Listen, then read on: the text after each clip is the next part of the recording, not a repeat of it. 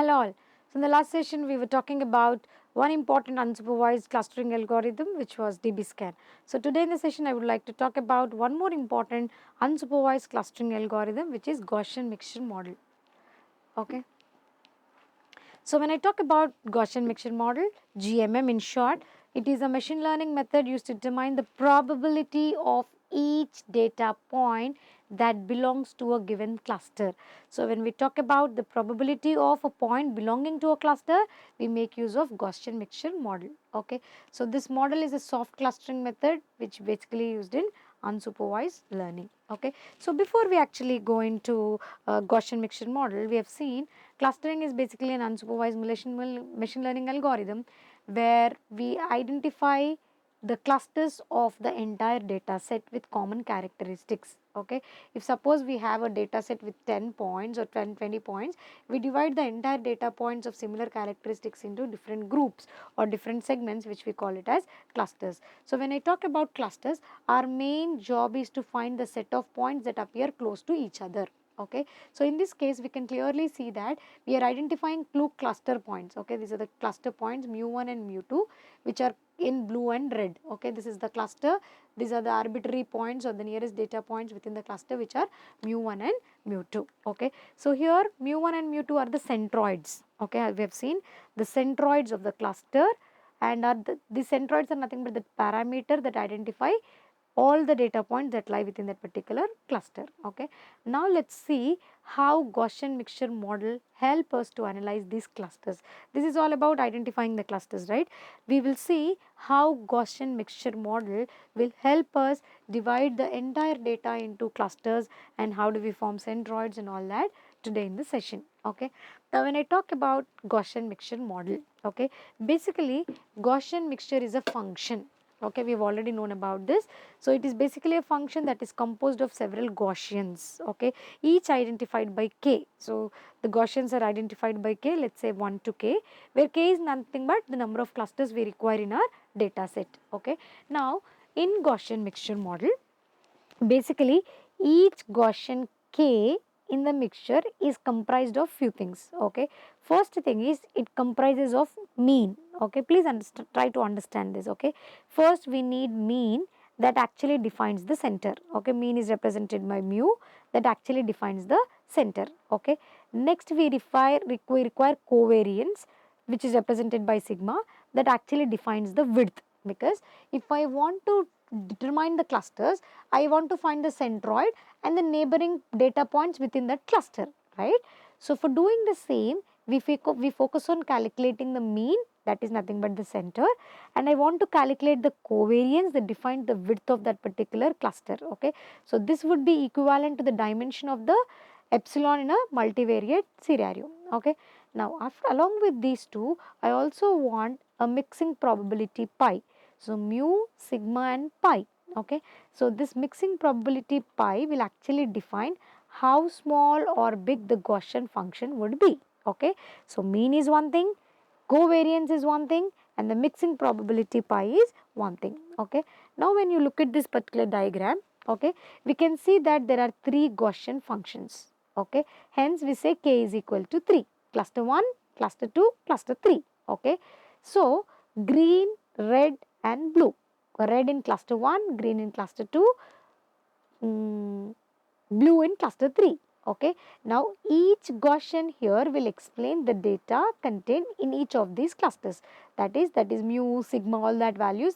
Each Gaussian will explain what the data contained in each of these clusters. So how many points are there in cluster 1, how many points in cluster 2, how many points in cluster 3. Okay, now the mixing coefficients are themselves, because at points we also have mixing coefficients. Okay, so the mixing coefficients are themselves probabilities and must meet the condition. What is that condition? Sigma k is equal to 1 to k, minimum number 1 to the max k, pi of k is equal to 1. Okay, now I want to meet this condition to make sure that I get the probability of each point belonging to either blue cluster, green cluster or the red one. Okay, now how do we determine the optimal values, these parameters? Okay, how do I say that this point belong to this cluster exactly? Okay, so to get this, what we do is we make sure that the Gaussian fits the data points belonging to each other very well. Okay, so this is exactly what maximum likelihood does. Okay, when we talk about Gaussian mixture, we take into consideration maximum likelihood algorithm that will actually describe the probability of one data point fitting perfectly into one class. Okay, so in general we first calculate GDF, which is nothing but Gaussian density function. As you can see, we have seen three parameters, right? The first parameter is mu, epsilon, and then pi.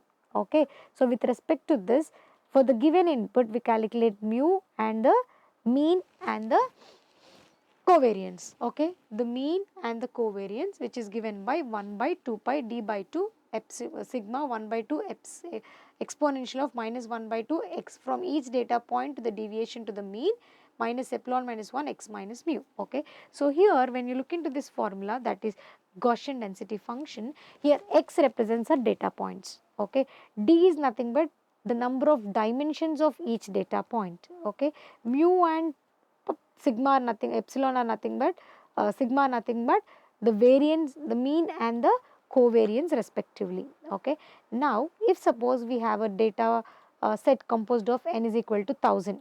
Okay, and we are performing that in three dimensional points, so d will be 3, n will be 1000. Okay, now what would be x? X will be 1000 into 3 because we have three dimensional matrix. Okay, now what will be mu? Mu is nothing but a 1 by 3 vector. Okay, and epsilon sigma will be nothing but a 3 by 3 matrix covariance. We are trying to calculate the covariance and mean. Okay, so we apply for this and you will take the log of the equation. After you take the log of the equation appears like this. Okay, now once you differentiate this particular equation with respect to mean and covariance, that is mu and sigma. Okay, we'll try to equate it with 0, then we'll be able to find the optimal values for these parameters, and the solutions will correspond to maximum likelihood estimation for this particular setting. Just understand that we are trying to identify the clusters with the data based on the mean of the data points, based on the covariance calculated with this particular formula where we include Gaussian density function. Okay, when I talk about key components of Gaussian mixture model, so we have individual Gaussian distributions because we have to consider each and every data point that is appearing in the data set. Okay, so when I talk about the parameters, mean is one parameter, covariance is one parameter, mixing coefficients is one parameter, and the number of Gaussian distributions we are assuming in the model is the last one. These are the key components of Gaussian mixture model. Okay, so when you try to train this Gaussian mixture model, when I want to train this, we typically train this with one important algorithm which is called as EM, expectation maximization algorithm, which will iteratively estimate the parameters until convergence. That is the repetitive process of applying the different data points. Okay, the repetitive process of applying different data points, changing these parameters of mean, covariance and mixing coefficients, we train the Gaussian mixture model by this algorithm which is called as expectation maximization algorithm. Okay, so in order to train this, first we do initialization, that is with the parameters mu, sigma and pi, and then we go for E step and M step. E step is nothing but expectation algorithm. M step is nothing but maximization.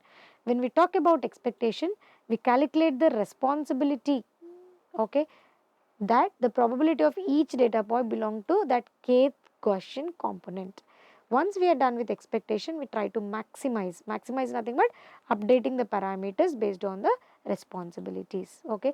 Now repeat the same process until the convergence happens. Okay. So first you have to initialize, perform expectation, and then perform maximization, that is updating the parameters, and then repeat the process until convergence is done. Okay.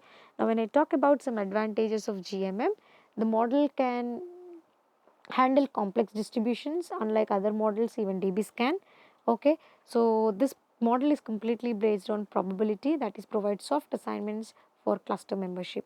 When we talk about disadvantages, sensitive to initialization, the first initialization that we said, that is the center or covariance, is challenging, and then it assumes data that is generated from Gaussian distributions, which is also challenging again, may overfit if two components are used. Okay, so when we talk about some applications, grouping data into cluster, with each cluster follows Gaussian distribution. So we use that in clustering, we use in anomaly detection, image segmentation, density estimation, speech recognition, etc.